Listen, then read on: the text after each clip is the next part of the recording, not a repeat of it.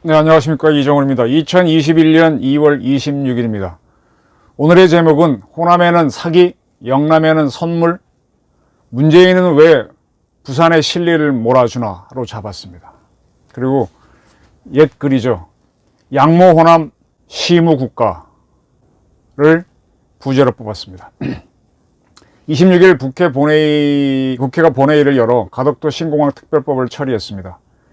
이 특별법에는 기획재정부 장관이 필요하다고 인정하는 경우 국가재정법 38조 1항에도 불구하고 예비 타당성 조사, 이걸 줄여서 예타라고 많이 합니다. 예타를 면제할 수 있다는 내용이 들어가 있습니다. 굉장히 중요한 내용이죠. 신공항 특별법, 가덕도 특별법을 만드는데 거기에 다시 특례 조항으로 이러한 조항이 들어가 있습니다. 특별법의 특례 조항입니다. 국가재정법 등에 따르면 기재부 장관은 총 사업비가 500억 이상이고 국가재정이 지원하는 규모가 300억 이상인 신규 사업에 대해서는 예산 편성을 하기 전에 예비 타당성 조사를 하고 타당성 결과를 요약해서 국회 소관상임위원회와 예산결산특별위원회에 제출하게 되어 있습니다. 그걸 보고 국회의원들이 판단하도록 되어 있는데 그런 판단을 하지 않고 조사도 하지 않고 무조건 짓는 쪽으로 가겠다, 이런 겁니다. 어떻게 보십니까? 이게 잘하는 걸로 보십니까? 근데 지금 문제가 이 정치인들이 이걸 만들고 있다는 거예요. 이미 여야 국회의원들은 가덕도 공항을 짓는 거는 국토교통위가 원래 소관상이거든요. 근데 국토교통위는 전체회의를 열어서 가덕도 신공항 건설을 신속히 하기로 서로 합의를 하고 예타를 조건부로 면제하는데 이미 합의했습니다. 여야가 합의했기 때문에 본회의는 뭐 당연히 통과되는 거죠. 자, 이게 좋은 일입니까? 제가 이런 의견을 제시하겠습니다. 지금 뭐 들리는 얘기로는 뭐 7조다 뭐다 하는데 뭐 28조라고 나옵니다. 28조가 들어간다 그래, 가덕도 신공항 건설에. 근데 이거보다 거의 2배 가까이 큰 게 전남 신안 앞바다에 짓는 신안풍력발전소입니다. 그죠? 호남이 훨씬 더 큰 거를 받았죠. 지금 부산에 가덕도 짓는 사람들은 짓자고 하는 사람들은 7조면 된다고 모르고 있는데 뭐 7조든 뭐든 어쨌든 호남이 훨씬 큽니다. 근데 호남 사업을 가만히 보면은 94%가 48조 중에서 47조가 민간인 투자예요. 정부 투자는 9천억 밖에 안 돼요. 그리고 신안풍력을 하자는 특별법도 만든 적이 없습니다. 그리고 이 풍력발전소를 한국전력이나 한국전력 밑에 뭐 여러 가지 발전 자회사가 있죠. 동남화력 뭐 이런 거, 무슨 화력, 그다음에 한국수력원자력, 그런 회사들이 짓는 것도 아니에요. 발전 회사들이 그냥 민간 기업들이 짓고 지은 다음에 그 전기를 생산할 거 아닙니까? 그 전기를 한전에 파는 겁니다. 근데 신안은요, 바람이 약해서 발전할 것이 없다라는 거를 이미 증명돼 있어요. 이명박 정부 때도 검토했고 수타에 검토했습니다. 이건 제가 자료를 제시할 수 있습니다. 그때 다 검토했다가 시장성 없다고 다 포기했던 거거든요. 그럼에도 불구하고 제가 지난번 방송에서 보여드렸지만 문 대통령은 신안의 임자대교 개통식에 가서 세계 최대 해상풍력단지 48조 바람이 분다라는 협약식을 참석했습니다. 협약식은 MOU거든요. MOU. 이렇게 해보자 서로 의견을 한번 교환한 건데 그걸 대단한 행사처럼, 투자가 되는 것처럼, 계약식처럼 행사를 치렀습니다.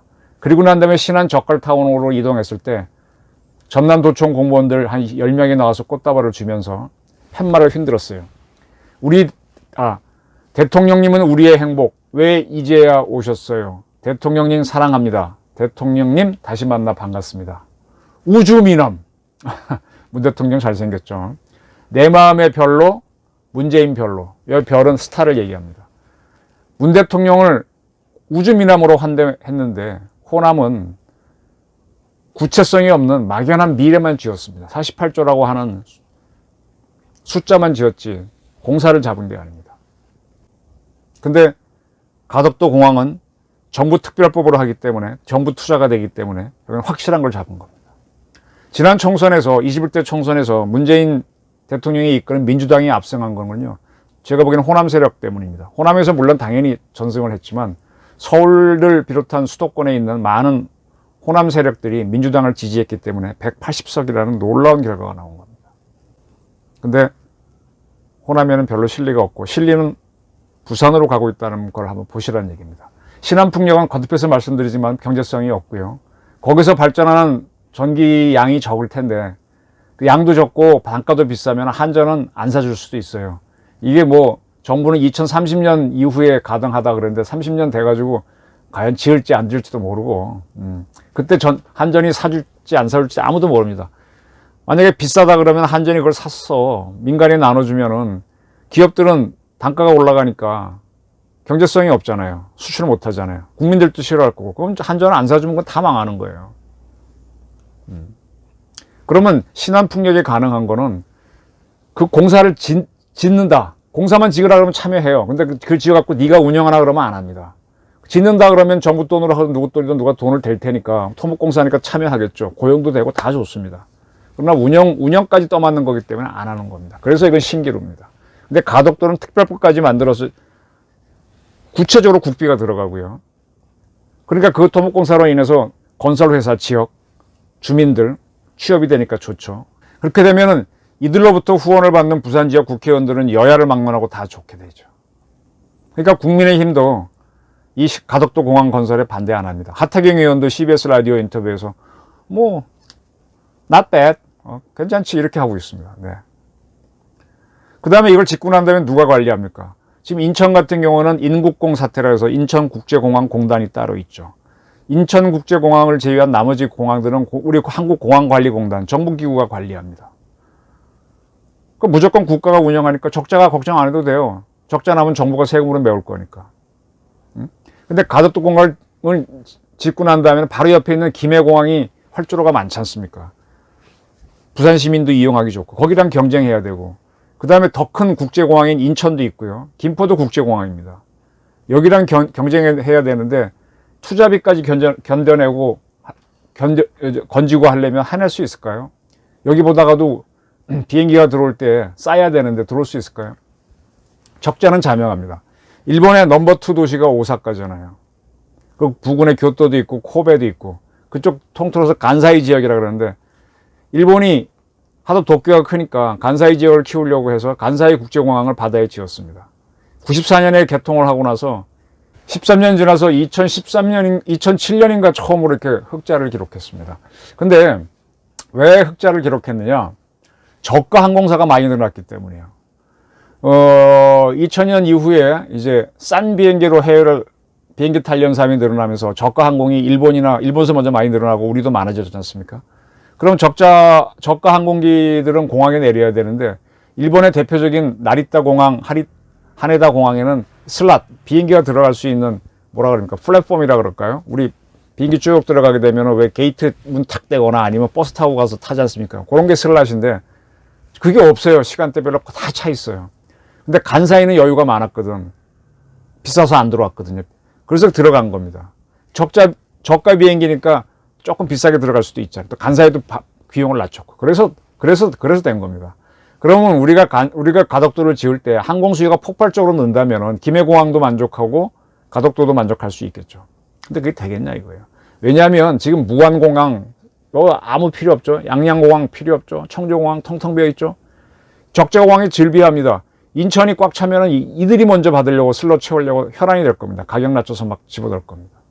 그리고 지금 인천공항도 활주로 4개나 있긴 하지만 터미널 새로 짓기 때문에 여유가 있고요. 김포도 여유가 있습니다. 근데 여기에 왜 이런 레드오션에 가덕도가 또 들어갑니까? 부산 시민 입장에서는 김해가 훨씬 편리합니다. 저도 서울 살면서 웬만하면 외국 갈 때는 김포서 갈 수 있으면 무조건 김포 탑니다. 인천 너무 멀어요. 일본 사람들이 이런 얘기 많이 해요. 일본 사람들이 동경에 안 사는 사람들이 해외 나가려면은 자기네 국내선 비행기 타고 동경에 하네다에 내립니다. 그게 국내선 전용, 우리 김포 같은 데니까. 근데 거기서 바로 국제로 가면 좋은데 없으면은 그 하네다에서 나리타까지 굉장히 멀거든요. 요금도 많이 들어요. 그러니까 거의 하룻밤 잡니다. 그럼 숙박비 비싼 데도 돈 내야 되죠. 그래갖고 날 있다 와서 정신없이 타고 이제 해외로 나가는데 그게 너무 불편하니까 일본 지방 도시에서는 비행기 타고 서울 인천공항 내리면 거기서 바로 갈아타고 나가잖아요, 당일날. 그래서 인천이 많이 컸던 거예요. 그러면 일본에서 중국도 마찬가지고요. 중국에서도 이렇게 비행기 갈아타는 게 힘들어서 인천으로 와서 바로 타고 갔는데 그런 중국과 일본의 수요를 가덕도가 흡수할 수 있을까요? 가덕도가 그렇게 많은 항공편을 제공할 수 있을까요? 인천에 밀려서 안 될 겁니다. 그럼 결국은 합리적인 판단을 하는 세력은 하지 말라라는 건데 토목공사와 일자리 창출을 원하는 세력들은 무조건 갑니다. 이 대결에서는 이익을 쫓는 세력이 이깁니다. 그래서 예타도 면제시켜서 그냥 가는 겁니다. 예, 그냥 막 눈 감고 달려갑니다. 뭐 까라니까 까 이런 식으로. 공사를 하게 되면 떨어지는 게 있으니까 정치인들도 뭐 좋습니다. 당장 후원금 받죠. 지금 서울 광화문 광장에 가보면 무슨 공사하고 있거든요. 뭐라고 뭐 이거 하면 좋다 그러는데 뭐가 좋은지 전 잘 모르겠어요. 근데 그런 거 자꾸 하게 되면은 떨어지는 게 많습니다. 이렇게 해서 국정의 왜곡이 발생하는데 이런 국정의 왜곡은 언제 발생하느냐 정치적으로.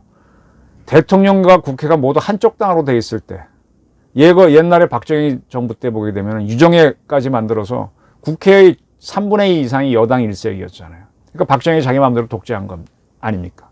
근데 그때 그 사람들은 국가 건설이라는 목표가 있었기 때문에 방향은 그래도 옳았던 겁니다. 근데 문재인 정권에서는 방향이 틀린데 다수당이니까 문제라는 거죠. 지금 정권은요, 대통령도 민주당, 국회도 180석, 압도적으로 민주당입니다. 그러니까 여기서 이렇게 방향 틀면은 막아봤자 손해만 보니까 국민의당도 편승해버려요. 아무도 못 막아요. 그럼 21대 총선에서 민주당이 왜 이렇게 이겼느냐? 결론적으로 수도권에 있는 호남세들이 지지했기 때문이거든요. 근데 20대 총선에서는 민주당이 그렇게 함부로 못 나갔어요. 그때는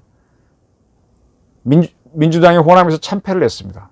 기억하십니까? 뭐 안철수, 박지원 이런 사람들이 국민의 당이라는 걸 만들어서 거의 호남 지역에 석권을 했습니다. 그럼에도 불구하고 민주당은 20대 선거에서 1등을 차지해가지고 국회는 민주당, 대통령은 박근혜 정부니까 이렇게 서로 균형을 잡게 했는데 지금 21대 국회는 민주당 일색이에요. 그러니까 아무도 못 막는 겁니다. 이런 구도 속에서 민주당은 부산 보궐시장 선거에서 이기고 싶으니까 또 대통령도 이기고 싶으니까 부산 돕자 그러면 와 가는 겁니다. 호남에는 신기루 같은 거 하나 던져주고. 네. 25일 날 문재인 대통령이 가덕도 갔다 왔죠. 어제 저녁에 퇴근길에 보니까 서울상공에 헬기가 3대가 날라오던데 그 대통령이 탄 거죠. 네. 부산 가덕도 갔다 오는 그 비행기였습니다. 여기에 대해서 이제 노골적인 선거 개입이라고 야당은 반발하는데 거기서 끝날 겁니다. 이거 사실 탄핵과 맞습니다. 2004년도에 노무현 대통령이 탄핵을 당했었는데 바로 이런 선거 중립 위반이었거든요. 근데 그렇게 탄핵을 하고 난 다음에 그 해에 있었던 총선에서 열린우리당이 압승을 해버립니다. 압승, 과반수를 넘어버렸어요. 그래갖고 육공하고 노태우 정부 이후로부터 육공화국, 지금까지 육공화국인데 총선 딱 해가지고 그 당시 대통령을 낸 당이 국회의원 선거에서도 일당을 과반수를 넘긴 게 한 번도 없었어요. 처음으로 열린우리당이 152석을 기록해갖고 여대 야수 국회를 자력으로 만들었습니다. 그렇게 돼서 대통령도 열린민주당, 열린우리당, 국회도 열린우리당 이렇게 아주 정치하기 좋은 구도가 만들어졌는데 그들이 뭐 했습니까? 굉장히 오만하게 하다가 뭐 남북 교류 뭐 어쩌고 저쩌고 하다가 어떻게 됐어요? 그 다음 대통령 선거에서 참패를 하게 되는 거 아닙니까? 지금 이제 그런 꼴로 가고 있는 겁니다. 근데 지금 단계에서 국민의힘이 탄핵소추 되지도 않지만 걸어봐야 오히려 민주당만 유리해지니까 안 합니다. 그러니까 오히려 편승해버립니다. 자, 보십시오. 가덕도 특별법이 통과되고 공사가 과시화되면 부산권들은 토목공사를 하니까 처음에 좋다 그러죠. 그럼 이때 누가 바른말을 해줘야 돼요? 바른말인지 뭔지 모르지만 옛날 제주 강정지역에다가 해군기지 지을 때 누가 결사적으로 반대했습니까? 환경운동가들. 이 정부 초기에 기후환경 비서관, 비서가 있던 김수현 수석과 관계된 그쪽 사람들, 문미옥 씨 이런 분들, 양이원영 다 반대했잖아요. 근데 이분들이 지금은 이 정권에서는 국회의원도 하고 청와대 비서관도 되니까 절대 말 안 하죠. KTX 천성산 터널 공사할 때 도룡뇽 죽는다고 데모했던 스님 입도 뻥끗 안 하죠. 사패산 터널 때도 그렇게 난리쳤지 않습니까? 서울외곽 순환도로 할 때. 이 저기 구럼비 나무 시비 걸었는데 가덕도에는 앞바다에는 그런 나무 없어요? 아무도 말 안 할 겁니다. 이게 바로 뭡니까? 이게 독재로 가는 거죠. 지금 민주당이 워낙 다수다 보니까 5.18 비난 금지법을 만들어도 그냥 통과되잖아요. 민주주의를 억압하는 법을 만들어도 그냥 통과되잖아요. 그에 대해서 운동권 출신들은 나는 5.18 비난 금지법을 반대한다라는 기록만 남기고 슬그머니 가만히 있어요. 반대해봐야 소용이 없으니까. 지금 야권이 그러고 있는 거지 않습니까? 그래서 시작되는 게 국가의 왜곡이고 민주주의에 대한 위기가 발생하는 겁니다. 아닌 건 아니어야 됩니다. 공화국이라고 하는 건 매우 매력적인 정치 체제지만 이렇게 정부하고 국회가 한쪽 당 일생으로 가게 되면 중우정치, 어리석은 정치로 갑니다. 그리고 인민민주주의로 가게 됩니다. 그 끝은 공산주의가 될 수도 있는 거죠. 그래서 신현수 민정수석이 사퇴하든 말든 이 신현수 문제는 낙동강 오리알이고요. 수원지검이 이성윤 서울중앙지검장을 소환해서 조사해서 기소하든 말든 대전지검이 다시 백인구 전 산업자부 장관에 대해서 구속영장을 청구하든 말든 또 윤석열 씨가 나와가지고 야권의 대통령 후보가 되든 말든 이건 다 잊혀지는 거가 되고 찻잔 속에 이렇게 흔들림밖에 안 됩니다. 이미 큰 게 갔기 때문에 이익 따라가기 때문에 이건 뭐 윤석열이가 나와도 큰 지지 못 받게 되는 겁니다. 이익에 눈 멀면 사람들은 보이는 게 없습니다. 중구정치로 가는 거죠. 그래서 공화국을 할 때는 높은 도덕과 윤리를 요구합니다. 그걸 토대로 자유경쟁인 자본주의 시장경제를 하라는 건데 그렇기 때문에 그걸 지키기 위해서 법을 만들고 어떤 절차를 만드는 건데 그 법과 절차를 무시한 게 뭡니까? 이번에 가덕도 특별법입니다. 거기에 특례조항으로 예탈을 면제한다. 딱 되니까 이건 그냥 가는 거잖아요. 이게 공화국의 위기입니다. 천박한 자본주의로 가게 되는 거죠. 그리고 다수의 영합하는 인민민주주의로 가버리는 거죠. 자, 이렇게 사태는 벌어졌습니다. 뭐 저도 지금 반대하고 있지만 제 힘으로 얼마나 막을 수 있겠나. 뭐 한 대까지는 하겠습니다만 어렵다는 걸 알고 합니다. 저는 지금 상태에서 막을 수 있는 세력은 호남밖에 없다고 봅니다. 호남이 중심을 잡아주지 않으면 대한민국은 미래는 암울해진다고 봅니다. 왜 이 얘기를 하느냐. 임진왜란 일어난 그 이듬해 이 왜군들이 경부 축선을 타고 쭉 한양으로 평양으로 올라갔잖아요. 호남은 별로 침략을 안 했습니다. 근데 호남을 딱 막아준 세력이 둘이 있죠. 바다에서는 이순신이 막아줬고 왜군이 수군이 센데 육지에서는 김시민이 이끄는 세력이 진주성을 딱 지킴으로 해서 못 들어가게 막고 있었습니다. 그 진주성에서는 한번 대판 싸움을 해서 이제 진주 대첩도 승리하고 그렇게 되죠. 그 다음에 이순신은 한산 대첩에서 승리하면서 딱 막지 않습니까? 임진왜란 그 이듬해 이순신이 사원부 지평 현덕승에게 편지를 보냅니다. 거기에 아주 유명한 말을 씁니다. 국가군 개 고호남 그 다음에 유명합니다. 양모호남 시무국가. 호남 지형이 곡착이잖아요. 국가의 군량을 호남에 의지하고 있는데 만약 호남이 없다면 국가도 없다. 여기서 나오는 유명한 얘기가 양모호남 시무국가. 호남이 없으면 국가도 없답니다. 6.25 전쟁 때 호남 지역이 먼저 적치하에 들어갔습니다. 인민군들이 글로 쭉 들어와서 호남을 석권하면서 영남을 때렸죠. 영남이 그때 막아줬는데 임진왜란 때는 호남이 지켜줬습니다. 호남이. 그래서 양모 호남 시무국가라는 이순신 유명한 글이 나온 거죠. 지금 호남에서 이 민주당 정권에 대해서 바른 말을 하지 않고 거기 엘리트들이 얘기를 해주지 않고 그쪽 지역 주민들이 또 그쪽 지역 출신으로 서울에 사는 국민들이 판단을 바로 안 해주면 문재인을 중심으로 한 이 세력들 또 거기에 편승해버린 야당 세력들하고 해서 중우정치로 한국은 돈 쓰는 쪽으로 확 가버립니다. 앞으로 우리 후손들은 어려워지는 거죠. 나라가 아닙니다. 호남 지역에는 신안풍력이라는 허울을 지어주고 가덕도에다가 돈을 쏟아붓고 있는 이 처참한 현실을 보고만 있으실 겁니까? 나라가 아닙니다. 그래서 제가 오늘 부제를 양모 호남 시무국가로 잡았습니다. 한번 민주당 지지하려는 분들도 곰곰이 생각을 한번 해주셨으면 합니다. 감사합니다.